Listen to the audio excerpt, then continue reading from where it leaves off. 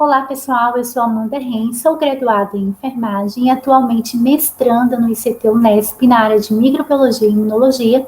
E hoje vamos conhecer um pouquinho melhor dessa ciência que é a morfofisiologia humana.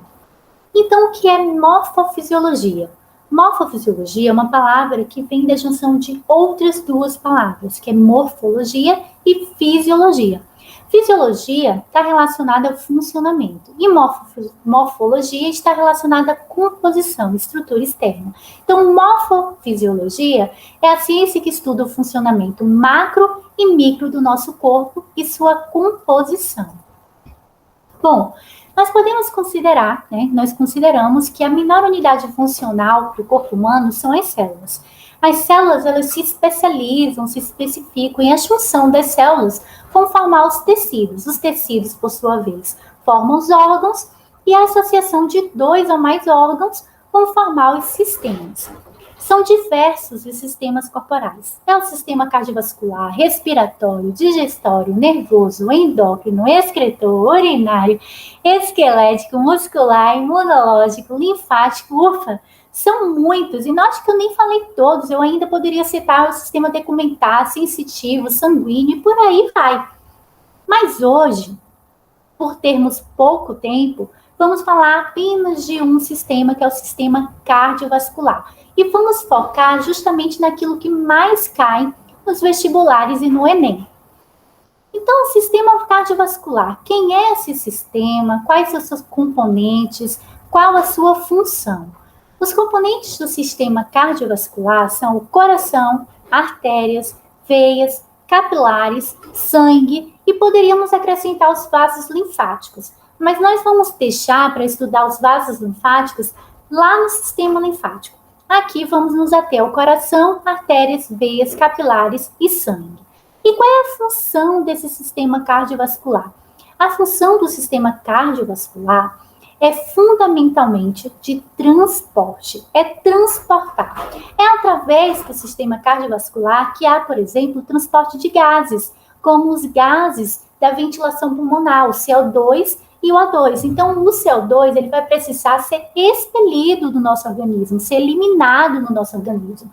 Enquanto que o O2, que conseguimos durante a inspiração, durante a ventilação pulmonar, ele precisa chegar nas células mais distantes do nosso corpo. Então, ele vai precisar ser transportado através desses vasos que compõem o sistema cardiovascular para que ele seja distribuído por todo o organismo.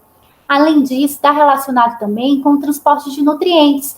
Quando nos alimentamos, nós ingerimos macromoléculas, proteínas, carboidratos, lipídios, que é a gordura.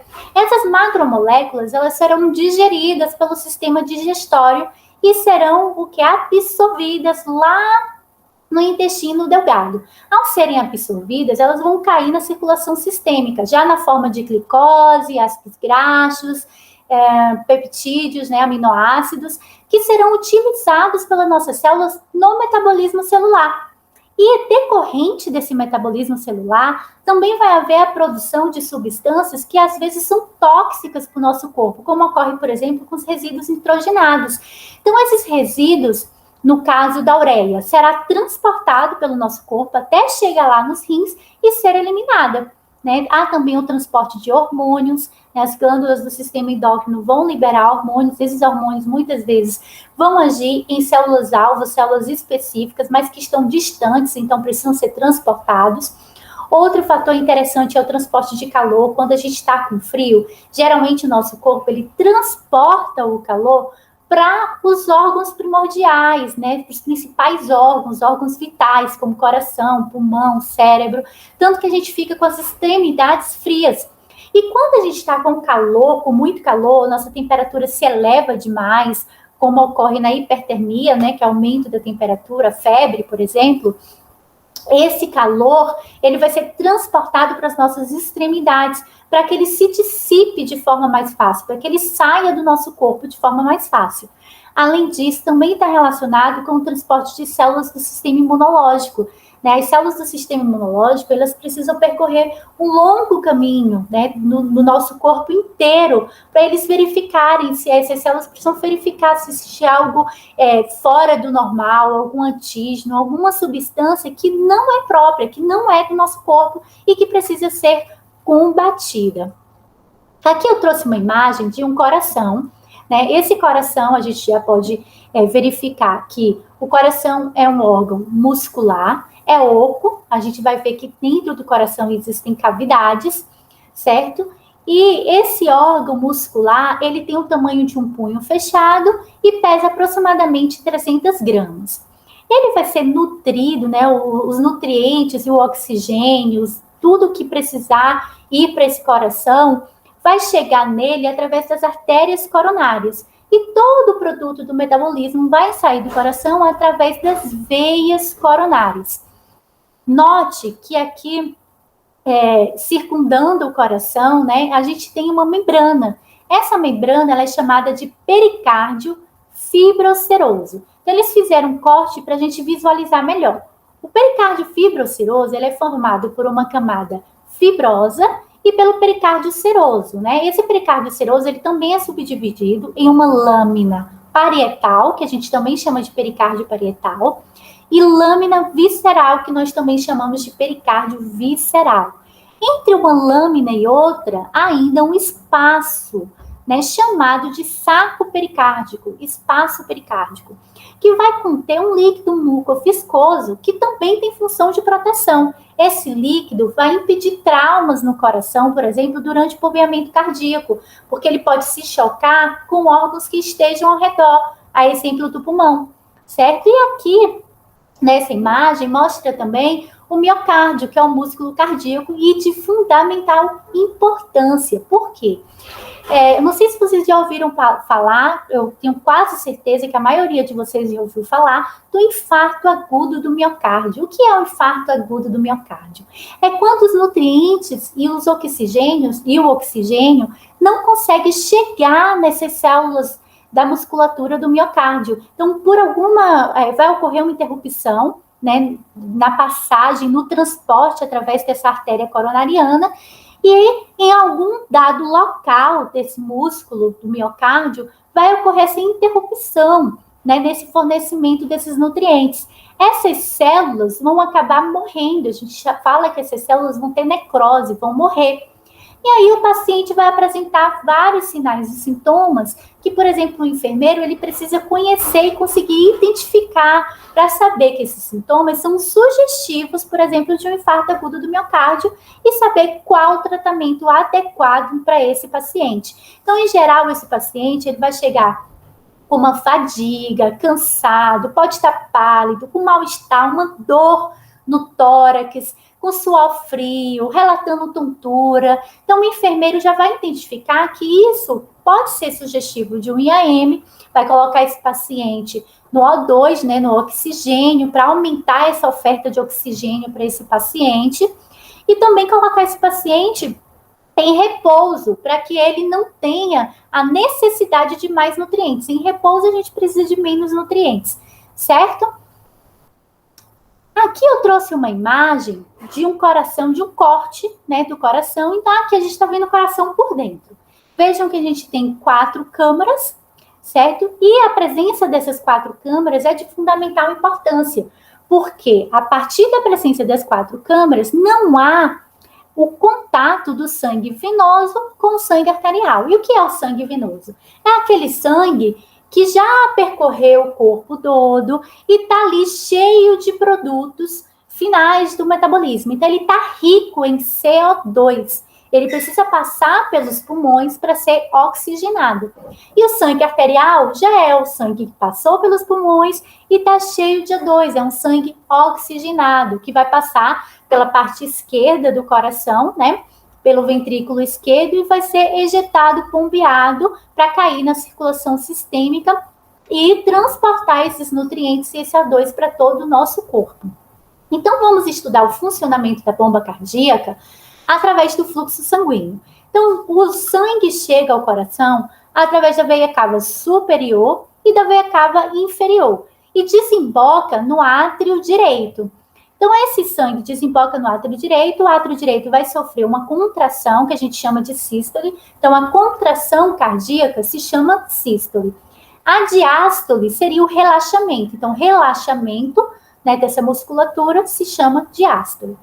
Então, o átrio sofre a contração e esse sangue será ejetado no ventrículo direito.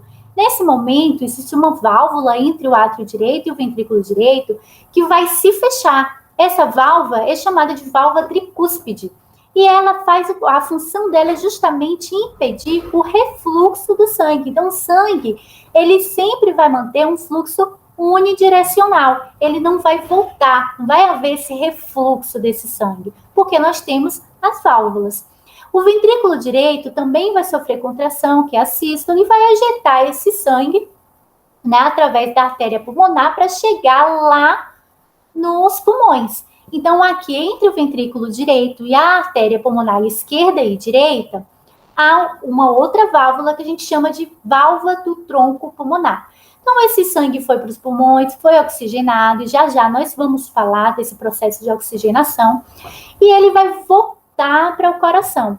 Então, ele volta para o coração através das veias pulmonares superior e inferior esquerda. Superior e inferior, desculpa. Superior e inferior. Então, ele volta, desemboca no átrio esquerdo, né? E o átrio esquerdo vai sofrer a contração e vai ejetar esse sangue no ventrículo esquerdo. O ventrículo esquerdo, por sua vez, também sofrerá a contração, que é a sístole, e vai ejetar esse sangue através da aorta para todo o nosso organismo. Então, ele vai cair na corrente sanguínea, né, na circulação sistêmica, e ser transportado ali até para as células dos seus pés. Então, note aqui que a musculatura desse ventrículo esquerdo, ele é uma musculatura mais espessa, né, mais grossa, porque o ventrículo esquerdo, ele realmente precisa de uma força maior. Esse sangue, ele vai sair do coração e ele vai percorrer um caminho muito longo, né? Então, precisa-se de pressão nesse sangue arterial. Aqui eu trouxe a imagem, né, de como ocorre a troca gasosa, só para vocês visualizarem. Então, quando inspiramos, que o ar entra nos nossos pulmões, ele passa pela traqueia, pelos brônquios, bronquíolos, até chegar nos alvéolos, né, que são sacos alveolares. E esses sacos alveolares, eles vão estar circundados por uma rede de capilares. E esses capilares, eles são extremamente finos.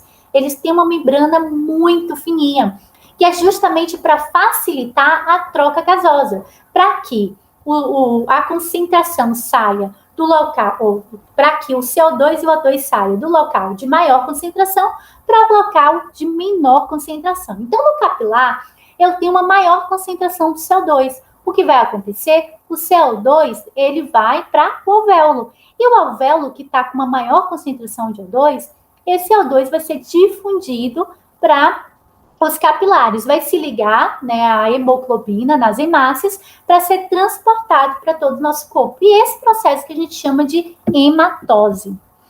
Então, veja bem, todos os vasos que saem do coração, nós chamamos de artéria. Todos os vasos, os quais o fluxo sanguíneo seja em direção ao coração, nós chamamos de veia. Então, as artérias, elas vão se ramificar em arteríolas e vão desembocar nos capilares, que são aqueles vasos sanguíneos bem fininhos que estão presentes nos tecidos, e eles são fininhos justamente para facilitar essa troca dos nutrientes, dos gases, dos resíduos, né, do metabolismo, porque esses capilares, eles vão desembocar nas vênulas, que vai desembocar na veia, e essa veia vai transportar esse sangue para onde? Para o coração, para ser novamente oxigenado. Então, como nas veias eu já tenho uma pequena quantidade de pressão, nas veias eu vou ter a presença, olha, dessas válvulas. E essas válvulas, ela tem como objetivo o quê? O sangue passa, ela fecha e ela impede o refluxo de sangue. Então, o sangue não retorna. Ele segue no sentido unidirecional. Algumas pessoas, elas têm alguns problemas nessas válvulas, né? Essas válvulas, elas acabam se degradando com o tempo. E aí, o que acontece? Vai haver uma estase sanguínea. A gente diz que o sangue, ele fica ali contido naquele local. E isso faz com que haja a formação de varizes. Bom, eu trouxe algumas questões para vocês verificarem como que esses conhecimentos caem nos vestibulares. É muito comum ouvirmos a seguinte afirmação: as artérias carregam sangue arterial, rico em oxigênio, e as veias carregam sangue venoso, pobre em oxigênio. Entretanto, esta generalização está incorreta, visto que o sangue venoso, que é aquele que corre nas veias, nem sempre é pobre em oxigênio, e o sangue arterial, aquele que corre nas artérias, nem sempre é rico em oxigênio. Quais dos vasos abaixo relacionados poderiam exemplificar que essa generalização não ocorre nos mamíferos? Então, eles querem a exceção. O objetivo aqui da gente é vocês aprenderem. Então, eu trouxe um esquema para facilitar a visualização de vocês. Talvez, com uma figura, vocês consigam memorizar a anatomia cardíaca. Então, os vasos, aqui eles colocarem como primeira opção, vasos que saem do ventrículo esquerdo do coração. Quais são os vasos? Aqui eu tenho o ventrículo esquerdo e os vasos que saem do ventrículo esquerdo é a aorta. A aorta vai estar com sangue oxigenado ou com sangue rico em CO2? Se esse sangue está passando pelo lado esquerdo do coração, é porque ele já passou pelo pulmão. Então, é um sangue oxigenado, é um sangue rico em O2. Então, o sangue rico em O2 passando por uma artéria não é uma exceção. Opção 2. Vasos que chegam ao átrio esquerdo do coração. Quais são os vasos que chegam ao átrio esquerdo do coração? Então, as veias que chegam ao átrio esquerdo do coração são as veias pulmonares superior e inferior. Essas veias, elas estão transportando sangue que já passaram pelo pulmão. Então, passaram pelo pulmão e, através das veias, vão desembocar aqui no átrio esquerdo. Então, isso é uma exceção? É uma exceção, porque trata-se de uma veia, porém, transportando sangue arterial, um sangue rico em O2. Então, o número 2, correto. Opção 3. Vasos que saem do ventrículo direito do coração. Então, eu tenho aqui o ventrículo direito do coração. O vaso que sai desse ventrículo esquerdo do coração são as artérias pulmonares direita e esquerda. Então, aqui, esse sangue é um sangue que veio proveniente do nosso corpo. Não é um sangue que veio dos pulmões. Então, é um sangue que está rico em CO2. Ele está chegando ali no coração justamente porque ele quer ser bombeado para o pulmão, para ele ser oxigenado. Mas, para ele ser bombeado entre o ventrículo direito e chegar lá no coração, ele precisa passar pelas artérias pulmonares direita e esquerda. Então, esse é um sangue rico em CO2 e está passando por uma artéria. Isso é uma exceção? Sim, é uma exceção. Então, a opção 3, verdadeira. Opção 4, vasos que chegam ao átrio direito do coração. Quais são os vasos que chegam ao átrio direito do coração? É a veia cava superior e a veia cava inferior. Ela tem sangue rico em quê? Em CO2. Não é um sangue oxigenado, é um sangue rico em CO2, né? E está passando, sendo transportado por uma veia. Isso é uma exceção? Não. Isso é a regra normal, não é a exceção. Então, questão correta, letra D, 2 e 3. A outra questão que eu trouxe é uma questão facinha, mas é para vocês não esquecerem esse tópico. A função das válvulas existentes nas veias é retardar o fluxo sanguíneo, impedir o refluxo de sangue, acelerar os batimentos cardíacos, retardar as pulsações ou reforçar as paredes dos vasos. Depois da aula ficou fácil, né, gente? Letra B, impedir o refluxo de sangue. Se pudéssemos marcar uma única hemácia do sangue de uma pessoa quando de sua passagem por um capilar sanguíneo do pé e seguir seu trajeto pelo corpo a partir dali, detectaríamos sua passagem sucessivamente pelo interior de... Então, também trouxe um esquema para facilitar. Então, se essa hemácia está saindo do pé em direção ao nosso coração, ela precisa ser transportada através das veias. Então, ela vai chegar no coração através da veia cava superior e inferior e vai desembocar aqui no coração. Depois do coração, ela vai passar pelas artérias, né? A artéria pulmonar direita e esquerda, para chegar nos pulmões. E depois ela vai ser transportada através das veias, olha as exceções aqui, para chegar no lado esquerdo do coração. E esse coração, do lado esquerdo, ventrículo esquerdo, vai bombear esse sangue e através das artérias, esse sangue vai ser transportado até chegar lá nos capilares para que ocorra a troca gasosa e entregue os nutrientes necessários para o metabolismo celular. Letra E, questão correta. Bom, gente, então é isso.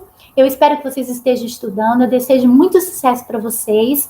Muito, muito boa sorte. Beijão e até mais.